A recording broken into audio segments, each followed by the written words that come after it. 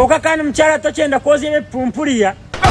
kona shona kan hargama ka hoha kaona kwa ka ulengo runoza kudiginga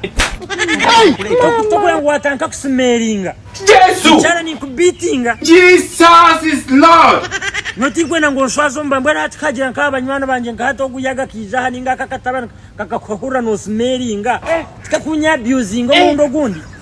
mchara ni kubitinga hazani mugambo hona facing yoko gendo so kudiginga musasa okutanka ni nyomba konka nanyenda kubagambira kinkumanya inda atore unashaka katabana kayaka kajenzo mu studio kasinginga Apostle we have this Jesu akatera hita mbona mzimani ntoranga ihatika kuzaka kanye simirizana konka nanyena achure cyeshongoreki ece cyeshongoni hita Gweni ubanzo chure kandi watakwenda kukora mu challenge tiza kubitinga banzo hure hite ejo banzo juhure Kambuza video omwishiki wahise ndi kumezo yigiremo Can it happen? Kamiwe unoye no mushija kundere mpeta neba yafaki weza burusi tugambire okakora ki wokuza ko kwakuro bojo kashanga babo twire bige bisasi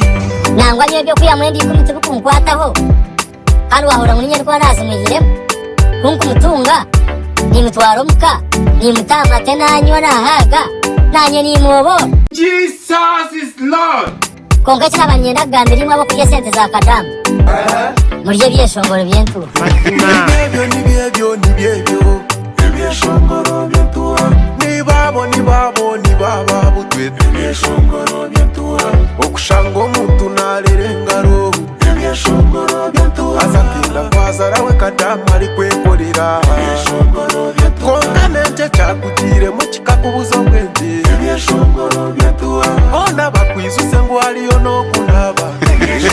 apana niwe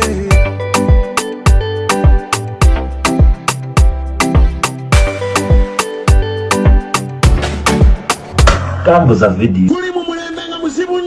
I never tell my people